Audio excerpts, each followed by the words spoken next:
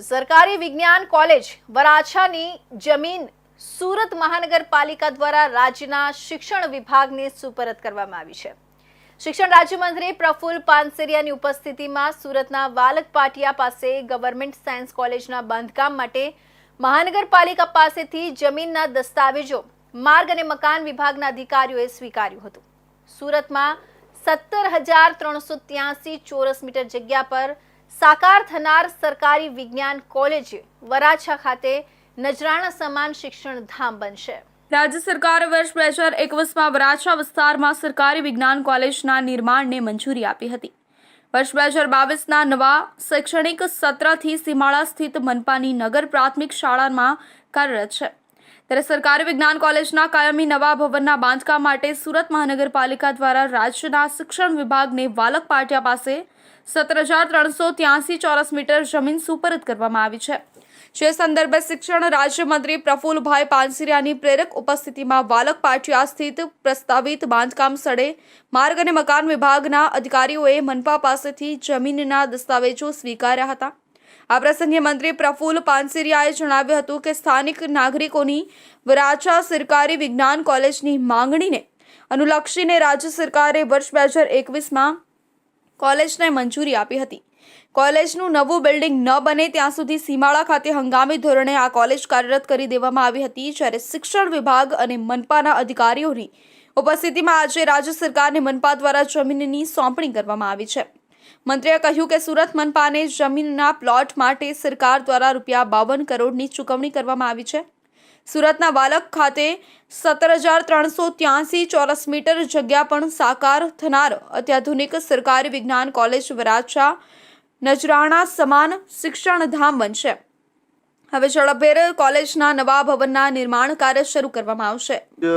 સુરત શહેર જિલ્લા માટે ખૂબ જ આનંદના સમાચાર એ છે કે સુરત શહેર અને જિલ્લાને સરકારી અત્યંત આધુનિક બિલ્ડિંગ સાથેની કોલેજ મંજૂર થઈ છે।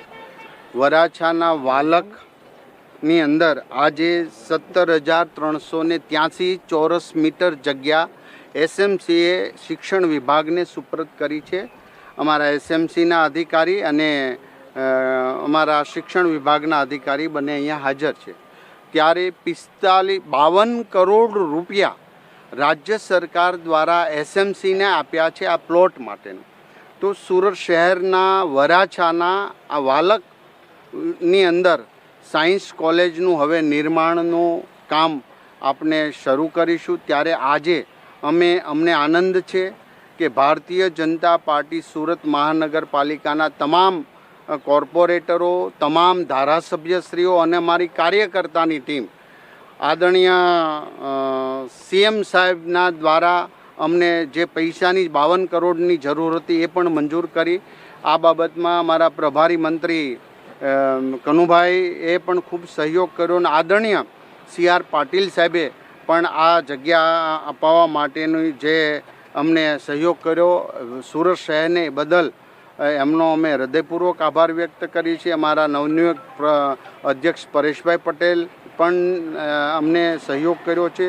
તો આ એક સફળતા ભારતીય જનતા પાર્ટીના તમામ કાર્યકર્તાઓ, ચૂંટાયેલા સભ્યો, ધારાસભ્ય, સાંસદશ્રીઓ દરેકના સહયોગથી આજે અમે આ વરાછાના વાલકની અંદર 17,000 ચોરસ મીટર જગ્યાની અંદર આ અત્યંત આધુનિક સાયન્સ કોલેજનું અમે આવનારા સમયમાં નિર્માણ કરવા જઈ રહ્યા છીએ। ત્યારે આજે 17,000 ચોરસ મીટર જગ્યાનો કબજો શિક્ષણ વિભાગ દ્વારા અમને પ્રાપ્ત થયો છે। મહાનગરપાલિકાએ આ કબજો પ્લોટ અમને સુપ્રત કર્યો છે। હવે અમે એક ભવ્ય કોલેજનું ભવનનું પ્લાનિંગ કરી અને એના જે સમય લાગે એ પ્રમાણે આ કોલેજનું ખાતમુહૂર્ત કરીશું।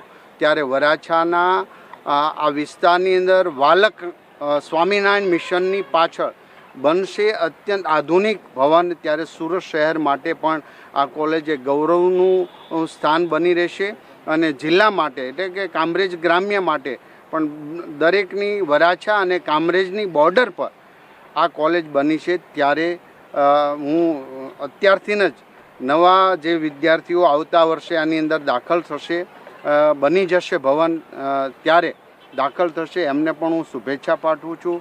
ફરી વખત ટીમ ભારતીય જનતા પાર્ટીના તમામ કાર્યકર્તાના મહેનત દ્વારા આજે અમે આ કબજો પ્રાપ્ત કર્યો છે શિક્ષણ વિભાગે. હવે અમે કોલેજનું સાયન્સ કોલેજનું વરાછા વાલકના વિસ્તારની અંદર અમે નિર્માણ કરીશું.